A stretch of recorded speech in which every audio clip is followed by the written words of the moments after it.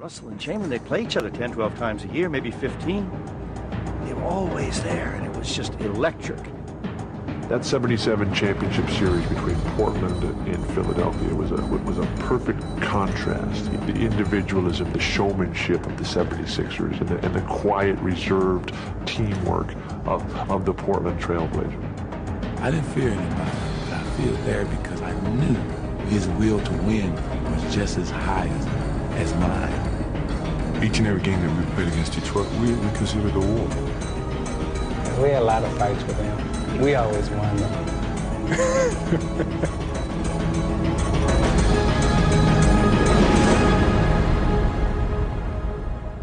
Throughout NBA history, the league's rivalries have produced its most compelling dramas. And over the next hour, we'll relive some of the classic battles between basketball's arch rivals. We'll look back at the memorable matchups, not only between teams like the Bulls and Pistons, but also between players, including Larry Bird and Magic Johnson. But we begin with the league's first great individual rivalry. It had everything. It was the irresistible force against the immovable object. It was overpowering offense against dominating defense. Quite simply, it was Wilt Chamberlain against Bill Russell. The rivalry between Chamberlain and Russell was something that I don't think any sport, any team sport, has ever had. We'll go over the history of the NBA, the first 50 years. That's probably as dramatic a matchup as you've ever seen any time. It was a classic confrontation. The greatest offensive player ever and the greatest defensive player. In 1956, 6'9" Bill Russell took the court for the Boston Celtics, and basketball would never be the same. I went around my man, go to him for a layup, and he blocked a couple of shots on me. And then the next time I got around him, I missed a layup looking for him. He would shut down the basket, completely shut it down. Every shot went up, he took it away. Russell blocked shots without blocking them because people wouldn't take shots because they were afraid to take them. He changed the whole game. When Wilt Chamberlain joined the Philadelphia Warriors in 1959, he didn't seem too concerned with Russell. I think it would be a period of orientation for me, of course, like it is for every newcomer in the NBA, but I think in the long run I'll be able to handle myself man-to-man with almost anyone in the league. The 7'1" Chamberlain statement would prove to be an understatement. His size and his strength and his athletic ability, he dominated the sport. You've never seen anything like it before or since. He averaged 50 points a game one season. That's his average, 50, every game. Wilt and Russell were each brilliant in their own way. They gave a face to a sport struggling for an identity. They were the league. People paid to see Russell and Chamberlain because that was the great duel. It was like two titans of the game meeting, and you'd have headlines, Russell versus Chamberlain, and the papers and the fans and everyone played this up. They were household names. They were on the cover of magazines. It seemed to me every Sunday we'd be on national TV and I'm playing against Wilt. And at that time, there were 3 channels. So the percentage of the population that would see it was much greater than like now when you got 500 channels. But as they began to wage their battles on the court, they became friends when they stepped off it.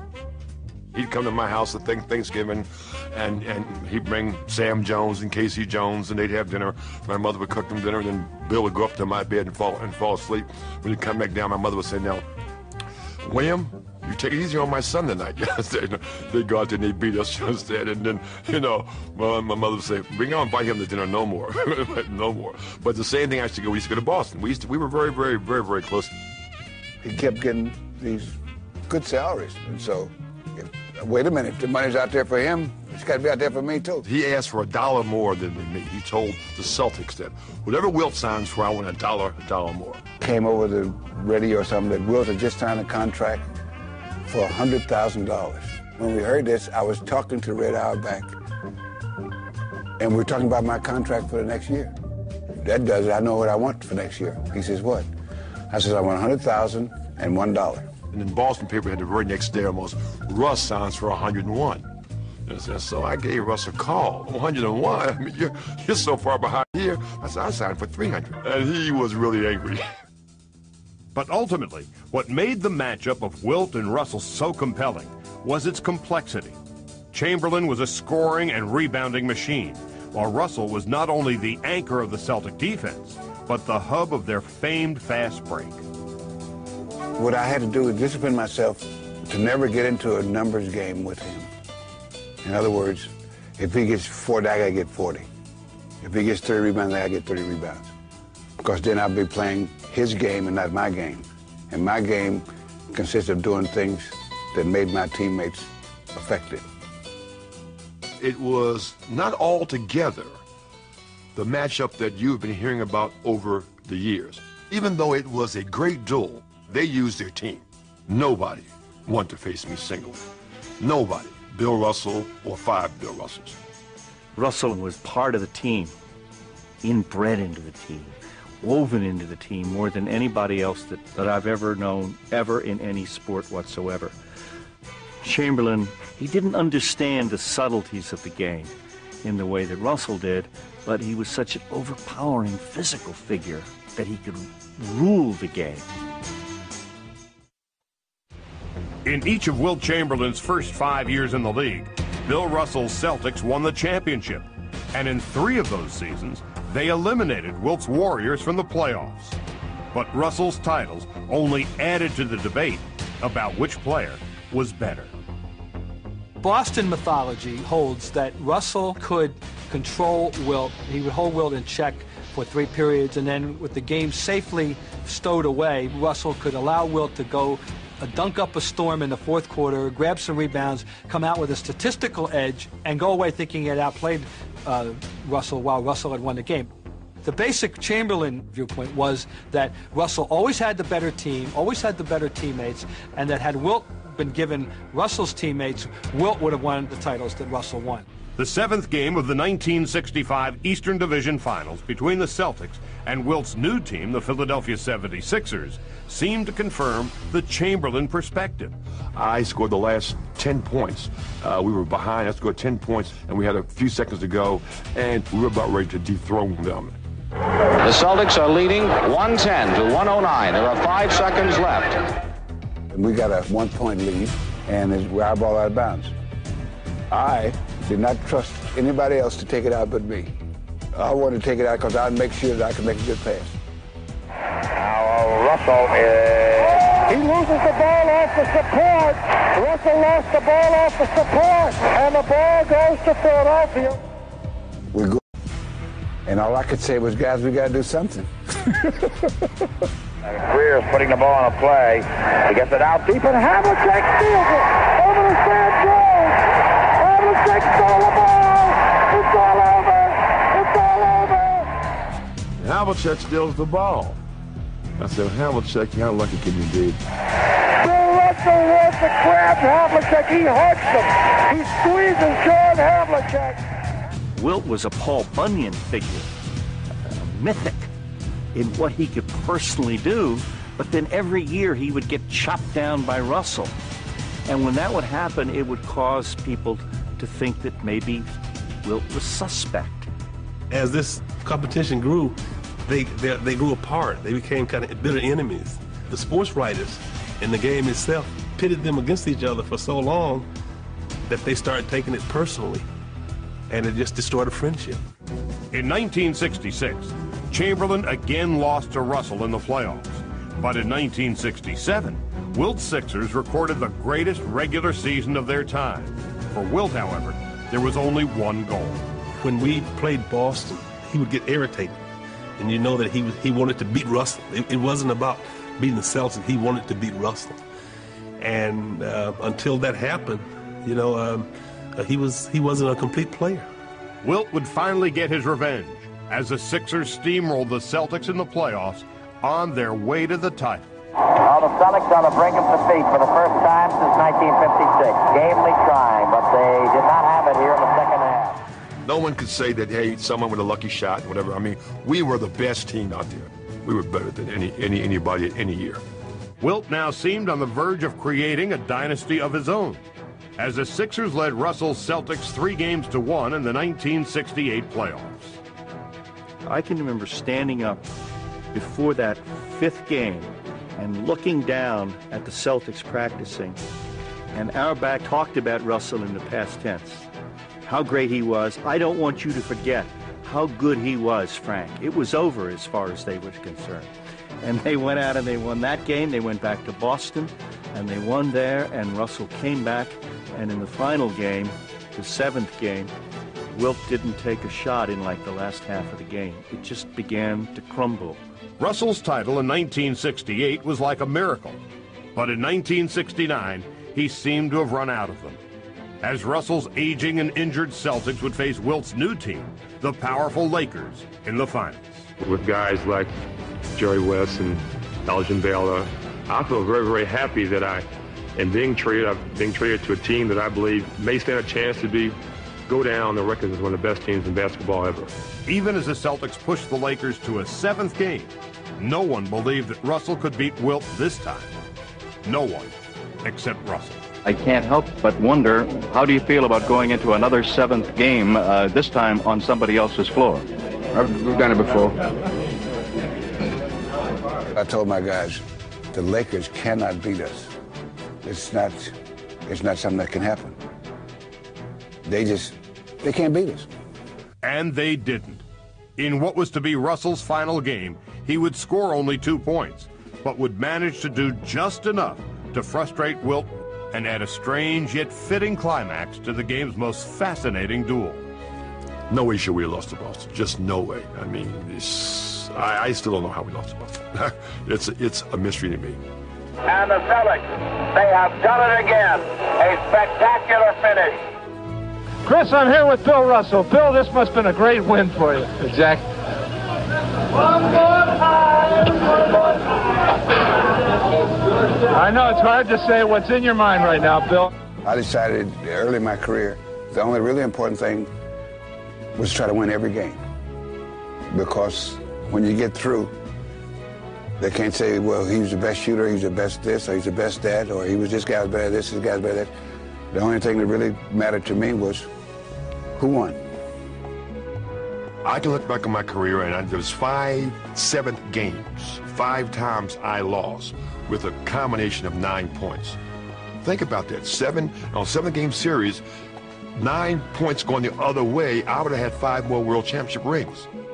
But the only thing that I can tell you is that if Bill Russell walked down the street during those days and some average person saw him, you know what they would say?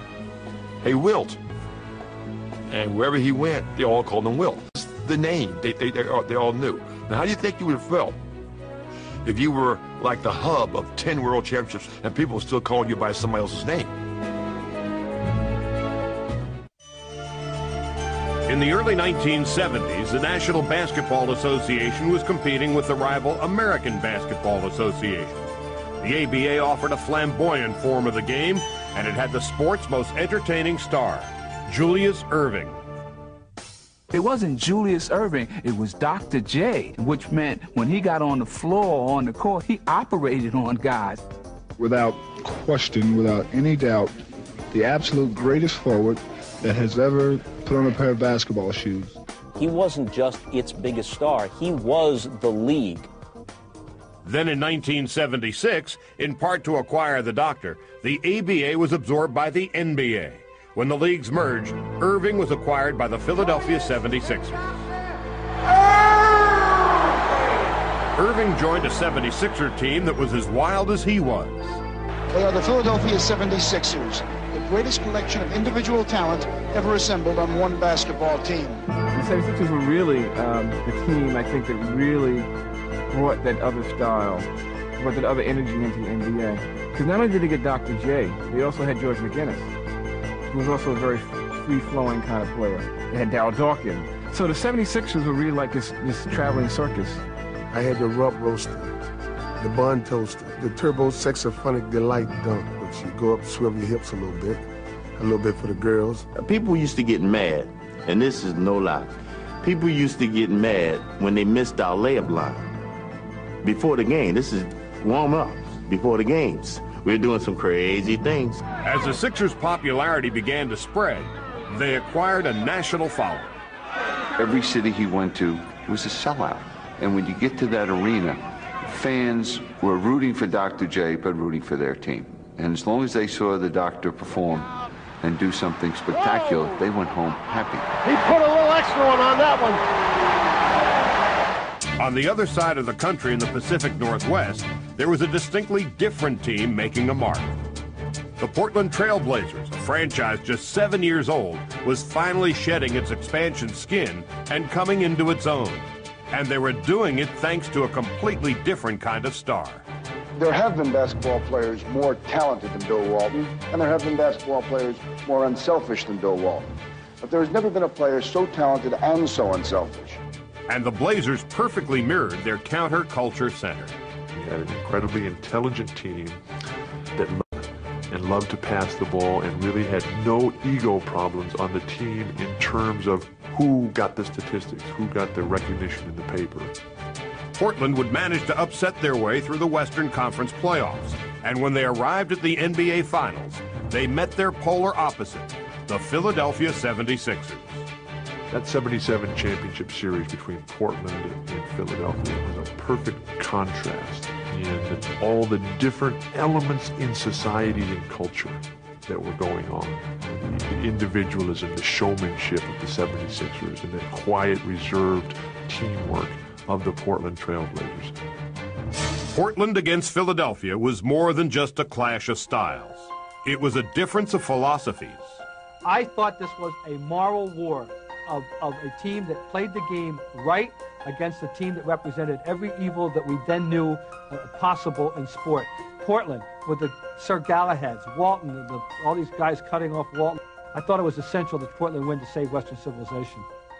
But the Blazers were again huge underdogs, and right from the opening tip in Game 1, it seemed like Philly's freewheeling style would prevail. Tip goes to McGinnis, quickly to the doctor.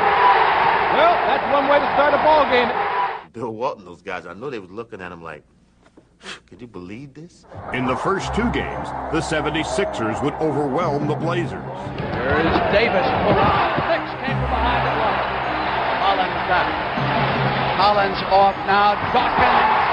The whole Philadelphia 76ers, the whole aura surrounding them was one of intimidation. Intimidation in terms of they had so many athletic players who could do so many things. Although the 76ers won both games, something significant occurred at the end of Game 2. Inside. Dawkins just yanks Gross down to the ground and jumps back up. Richie Powers is pushing Ramsey away. And now Daryl Dawkins and Maurice Lucas.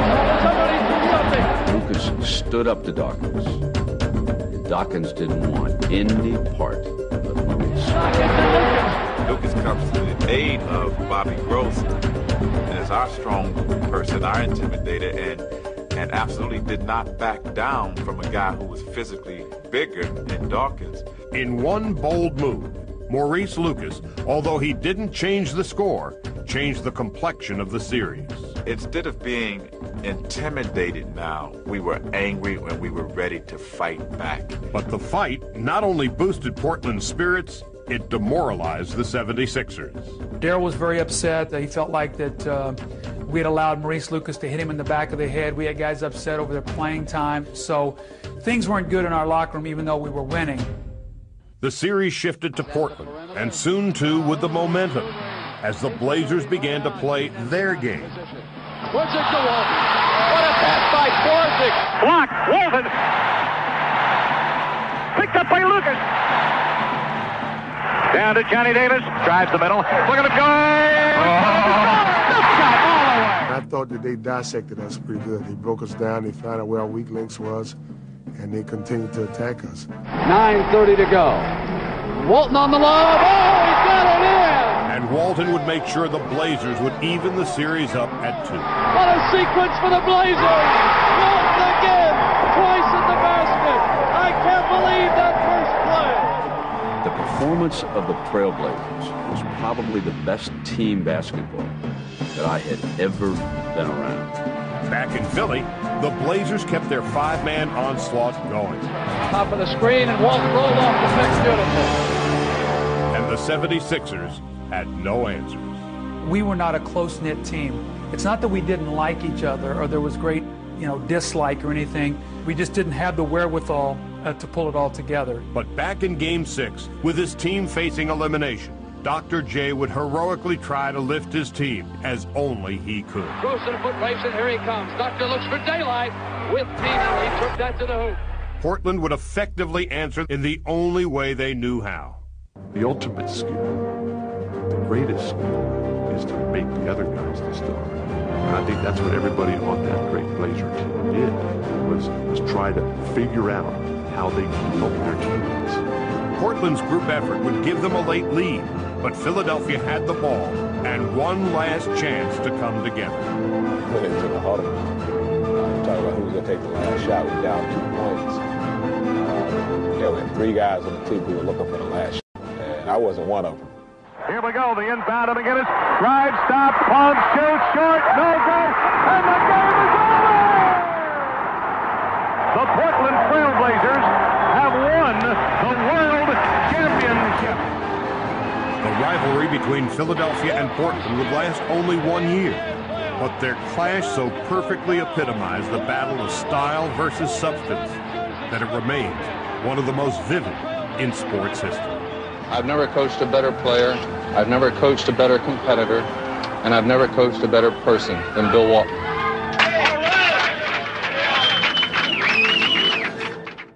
Everything that I always wanted in myself, to believe in myself, here's the guy, I'm looking right at him. And I always get excited about talking about Larry Bird.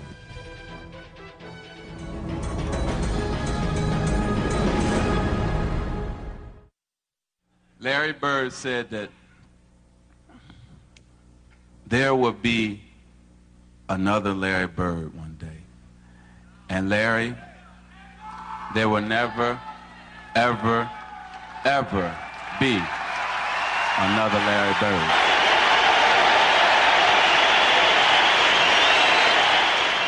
The origin of the storied NBA rivalry of the Boston Celtics' Larry Bird and the Los Angeles Lakers' Magic Johnson can be traced to the 1979 NCAA title game, where Magic's Michigan State team defeated Bird's Indiana State team in one of college basketball's most celebrated finals. The meeting would eventually become more significant than the outcome, as 7 months later, Magic and Bird would join the NBA together and begin to energize a league that was waning in popularity. Comes Magic. A beautiful pass by the rookie. Magic Johnson, a 6'9" lead guard. I've never heard of things like this. Magic is straight down the middle. Still going, still going. Oh! Highlight film! Larry Bird probably should have been a power forward. He was like the lead guard. Advantage, Bird on the drive. Look at that pass. Oh, what a show! Oh, what a show! These guys changed the game. In his very first season, the 20-year-old Magic would lead the Lakers to a title. And the most valuable player is Magic Johnson. He starts at center, plays forward, and Bird would respond the next year as he brought championship glory back to Boston Garden.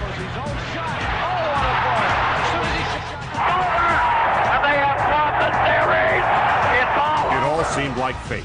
Joining Wilt and Russell's former teams, Magic and Bird gave the NBA a new marquee rival. That one of them was the urban black kid from Michigan, and the other one was the manure-kicking country boy from Indiana, and one of them with the Lakers, and one of them with the Celtics. I mean, that was perfect. That's central casting. Bird and Magic were bringing new fans into the league, and they were attracting them with their own distinctive style. Bird embodied the essence of the blue-collar player.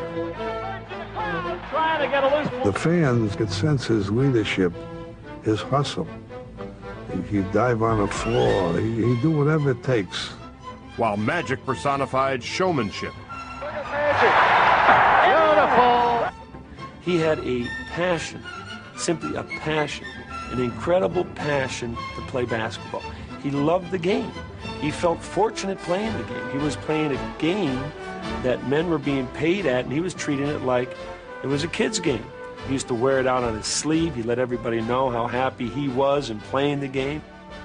Despite their outward differences, Bird and Magic were kindred spirits. They were throwing themselves into the game absolutely, totally, completely, hopelessly. And in that way, I think they kind of brought you along. They were saying, come on the court with me. I'm going to play a game of basketball with you. They have different personalities and different backgrounds, but their value system when it came to what it took to be part of the team was identical. But while the public was embracing these two stars, they were warily stalking each other from 3,000 miles away. I kept track of every game he played in. I really didn't care what anyone else did. I always checked to see what Magic was doing. I was always trying to keep up with the things that he done. I wanted to make sure he wasn't getting too far out in front of me. You know, I had to keep him in sight every day, every score, you know, what he scored, how many rebounds, how many assists. The person you measured yourself against was Larry Bird, for me. Finally, in 1984, Magic and Bird would play for the title, and the entire sporting world was watching. Hey, they won the East, we won the West. So it's like everybody just get ready, sit back, and let's enjoy it. Magic and the Lakers would capture 2 of the first 3 games. They're running the Celtics off the Boston Garden court. And it looked as if they would run away with the series. This has to be one of the most decisive routes in championship game history. But the usually quiet Bird would issue a bold response. You know, we got some great players on this team, but we don't have the players with the heart sometimes that we need. And today, when you see Magic slapping high fives and guys going behind their back and shooting layups on us all day long, it seems that somebody would try to put a stop to it. And until we get our hearts where they belong, we're in trouble. In lines the next day was Celtics play like sissies, because like what Larry said. And it was like the most incredible thing, because we saw that article, and it was like we couldn't wait to get back. Here's Kareem, outlet to Worthy, Rambit. And you knew this was going to happen. You could see it coming. I was the leader of the Boston Celtics, and I knew that. My teammates knew that. So they was looking for direction, and that's what I tried to give them. Led by Bird, the Celtics would push their way back into the series. Here's Magic, off the mark. Lakers had several chances, and here's Larry Bird chucking down the court. And Larry Bird, for his credibility and for his highlight and for him to be who he was, he had to beat Magic Johnson during that particular series. But while Bird rallied his Celtics, Magic faltered in the series' crucial moments. Be sure they won't let the time run out this time, as they did in Game 2. Magic takes the ball, and Magic throws it away. 3 seconds, intercepted by Perry. The Lakers trying to cut it to 1. And he loses it. I pride myself in being one of the best players to ever play in this game in the clutch situation, in the pressure situation, and I didn't come through for my team. The Celtics would beat the Lakers in 7 games. The Boston Celtics are the NBA World Champions. And while Bird basked in triumph, Magic was left to shoulder the blame. I had never lost in a situation like that. So that's the first time I actually had a chance to cry, you know, after the game, and really say, man, that was my fault. You know, I'm sorry. You know, you turn to the guys. The 1985 finals would provide Magic with an immediate chance for revenge.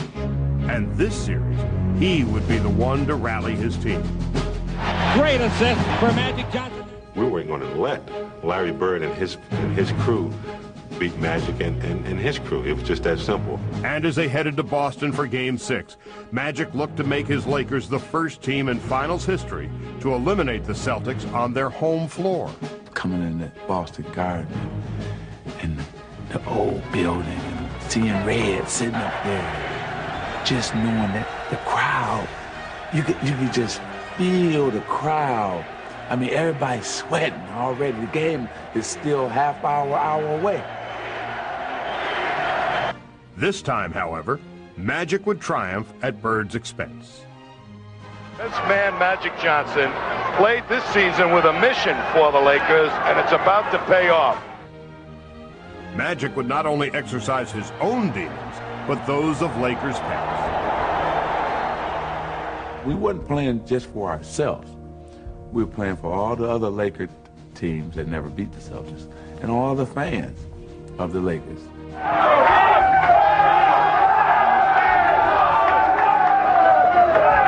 What do you think the differences were this time around for this team, Magic? We didn't make the mistakes. They came back, but we held them off every time. Does America believe in magic? You bet we do. Bird and Magic had taken a rivalry of the 60s, added the showmanship of the 70s, and created one of the most magnetic duels in sports history. It was almost surreal because we were in the middle of this great tug of war, and you really didn't have an idea who was going to win. Okay, can we proclaim Larry Bird the greatest player of all time? Okay, I wrote that story in 85, 86. Then we all watched Magic in 86, 87. Well, should we rewrite that now? Yeah, I think I probably wrote that story too. Each season, Bird and Magic seemed to push each other to new heights. In 1986, Bird won his third consecutive MVP and the title. In 87, Magic would be named the most valuable player, and he would face Bird in the finals one last time. When we caught them in 87, we knew they were hurt. We were younger, and we had a little bit more firepower. But they still had Larry Bird. In some ways, Bird was never more heroic, as he desperately fought to keep his Celtics in the series. In the pivotal fourth game, trailing 2-1, he would give Boston the slimmest of leads with time running out. Larry Bird with a big three-point bomb. They up one. Coach Riley called to play for Kareem. And I got it, and Kevin McHale basically switched out. I saw that Magic was going to, take the last shot. I could see it in his eyes. I could see him saying, like, this is not happening. And so I got to go. 5 seconds to go. Magic with a hook shot. Scores with 2. And the Celtics trail by 1. It was almost over. I mean, we had one last shot. We had 1 second on the clock, and I got enough room to get it off, and I thought it was in. Bird fires it, and the Lakers have won. In essence, Bird's final miss gave the title to Magic and marked the end to their rivalry, but it seemed to only enhance the respect they had gained for each other. Magic's just a great basketball player. He's the best I've ever seen, Unbelievable. I don't know what to say. Everything that I always wanted in myself, to believe in myself, here's the guy, I'm looking right at him. And I always get excited about talking about Larry Bird. Between them, Bird and Magic would capture 8 titles, and at least one of them would appear in every final during the 80s. But the decade-long battle that they waged would ultimately unite them. They played not just to focus the spotlight on them, but to raise the level of the game. I think they both understood that, valued it, and pursued it their entire careers, and they could not have gotten it to the level that each did without the other. And last but not least, this is mine, and I signed it to you, to the greatest basketball player ever, but more important, a friend forever. And I appreciate that.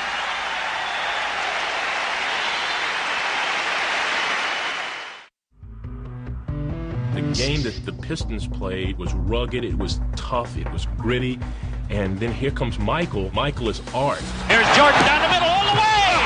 An unbelievable goal! I didn't like seeing this young punk come in with all this great skill. And if you came down the middle, you were just going to get killed.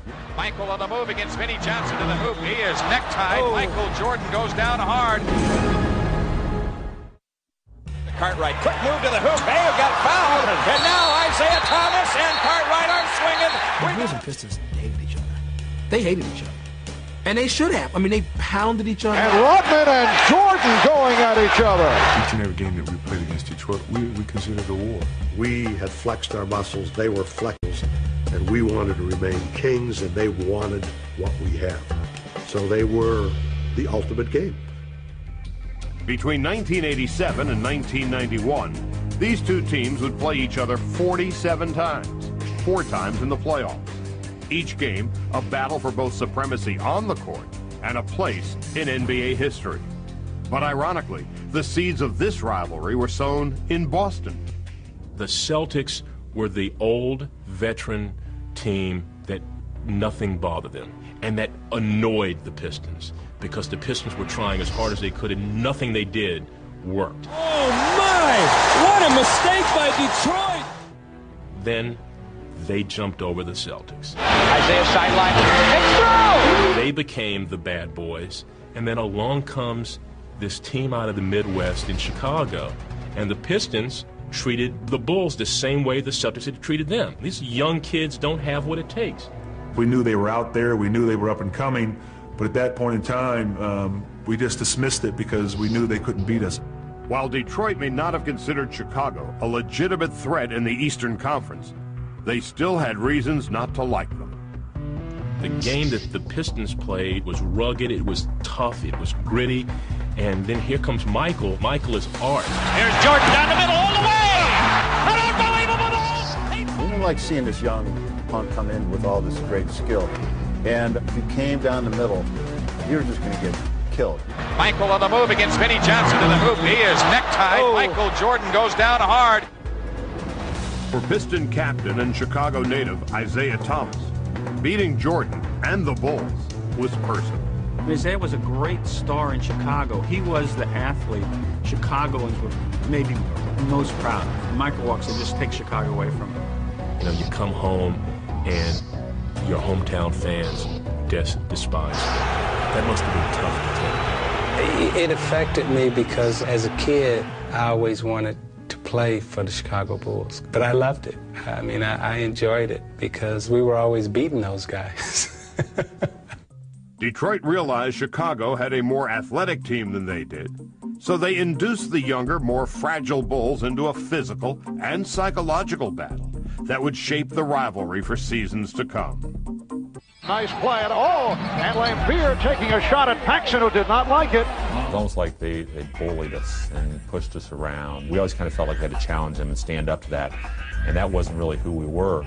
It was fun to get them off their game. That's how we got off. We were a very cerebral team. We loved to play the mental games. Rodman would punch Pippen in the face or to hit him in the chest.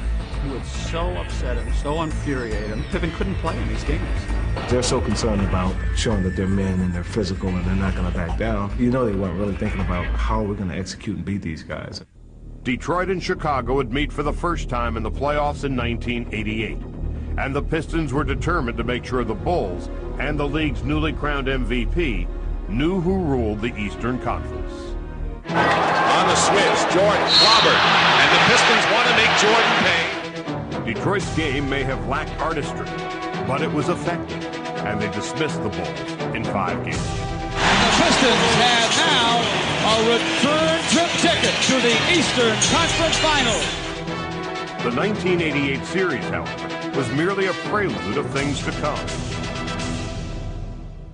In 1989, Michael Jordan would lead the league in scoring for the 3rd straight year, and he would lead Chicago on a remarkable run to their first Eastern Conference Finals. Hey, the Bulls win! They win! But waiting for Chicago were their old friends, who had a new twist in their plans to stop Jordan and the Bulls.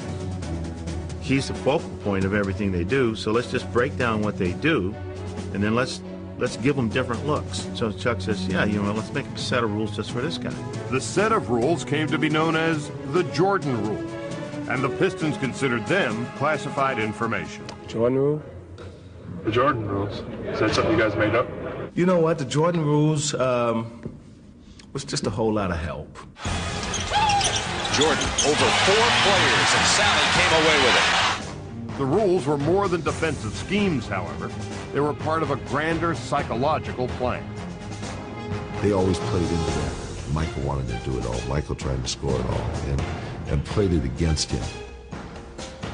I mean, he was like a warrior that said, all right, they got three people, take the ball. My ego is big, because I don't want the team to seem like they can dominate us as a team. When Chicago and Detroit met in the 1989 Eastern Conference Finals, Jordan was determined to prove that the Pistons and their Jordan rules could not stop him.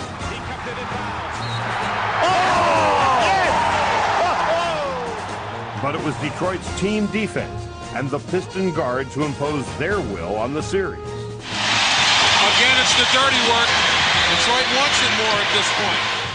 Detroit's victory in 6 games would propel them to their first NBA title and rattle the confidence of the Bulls. I remember in '89 when I was really frustrated about how this team was playing from Jordan rules to try to double and triple team me and make other players hurt them. And we knew what was happening, but yet we still didn't make them pay for that. But Chicago was hoping that the experience of 1989 could help them the following season as they once again reached the Eastern Conference Finals, this time pushing Detroit to a decisive 7th game. I thought it was a good opportunity to get over this mountain, this hurdle that seemed to have been in the way for the last 3 years. Work all season for this guy. Play hard. Leave it all on the floor. Let's go. But Detroit had different ideas. I thought it would be a cakewalk of a game. They just weren't strong enough mentally to compete at the level that we were competing at. Thomas was right. The Bulls weren't ready, and the Pistons blew them out. Bulls can't buy a basket. The lead is 20. It's one of those situations where at certain points you think, I don't know if we can beat this team. Jordan could not beat the Pistons by himself, and Scottie Pippen was a non-factor, falling victim to a migraine headache. It was just one of those things where you went, they don't have it. There's something here or here that they haven't figured it out yet. It's over. The Pistons return to the NBA Finals for the 3rd straight time. When we lost that game, I got on the bus, and I remember my father coming on the bus, and I'm back yelling and screaming, and he's doing all his best to try to calm me down and say, it's only a game, you'll be given another opportunity. And I'm saying, well, we've been given so many opportunities, we're not going to get as many as you may think. But Jordan and the Bulls would use their Game 7 defeat as motivation for the upcoming season. In 1990-91, our whole focus was on Detroit. No one else made a difference. And the team as a whole resolved to change their approach to Detroit in both body and mind. This was a playground type team that played a very disciplined, organized game that was very, very physical. So the involvement as a coach was, you got to go away from pressure. Phil very much tried to reinforce with us that if they hit us, you went away from it. There's something else available to you. Jackson emphasized a team game, and it would pay off during the 1991 regular season, as the Bulls would finally finish with a better record than the Pistons. The ultimate test for the Bulls, however, would come once again in the Eastern Conference Finals. We felt this is the chance to make them back down or shake our hands. So it was an unbelievable feeling. But then when the games came, it was unbelievable nervousness too. The Bulls were anxious to prove that they had learned their lessons well and began dismantling Detroit from the outset. Hart right ahead to Jordan. Michael with the drive in on Vinnie Johnson all the way to the hoop and lays it in. Michael Jordan to Bill Cartwright. There's panic all over the Pistons' faces. First thought I thought after the first 2 games, I thought we're in trouble because he's figured out how to play now. Once he started using his teammates and still getting 30, it almost became impossible to beat him. Jordan was not the only Bull, however, who had figured out how to beat the Pistons, as a more determined and mature Pippen had emerged as well. Yes! And it counts! Chicago would no longer be intimidated by Detroit, nor baited into confrontation. A beautiful backdoor pass for Pippen, and he is walloped. He knew he was going to get hit. They understood, and no matter what we threw at them, when we hit them hard, when we talked garbage to them in the paper or in front of them, none of our antics were finally working. We learned that it took a little bit more than just, desire. We had to use our minds. We had to outthink the other team. And he comes up shooting. It's in. Oh, Johnny Paxson. Time is running out on this Detroit championship era. It's Chicago in a sweep. After all the losses and the frustration, sweeping and winning on their home floor was about as good as it got. Chicago's emphatic victory signaled the end of Detroit's run. But even in defeat, the Bad Boys managed to keep the rivalry alive by refusing to shake Chicago's hands as the game ended. They left the bench, although there's 7 and 9, 10 seconds remaining. The Pistons just left. We were only doing what had been done to us. When we beat Boston, their starting 5 just left. They just walked out of the building. They couldn't stand the fact that they could see us win on their court.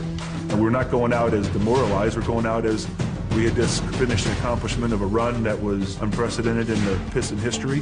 We're very proud of it. It just gave us more energy. And I think from that time on, I think we won 24 straight against Detroit, and we're not going to let them beat us anymore after that. The Pistons would never challenge the Bulls again, but Detroit's 4-year battle with Chicago would prove invaluable in molding the Bulls into 6-time NBA champions. The hurdles were very, very difficult, but I'm very happy that we went through those circumstances because it taught us to understand what winning was all about. You know what they say, that familiarity breeds contempt? And that certainly was true of the Bulls-Pistons rivalry. That mutual dislike was one of the things that made those playoff series so intriguing. For those who watched Detroit against Chicago, or any of the other great rivalries, what will always stand out is the passion and the emotion they generated. In going head-to-head with everything on the line, the NBA's arch rivals have always brought out the best in each other, and they provided the league's most unforgettable moments. I'm Charlie Steiner.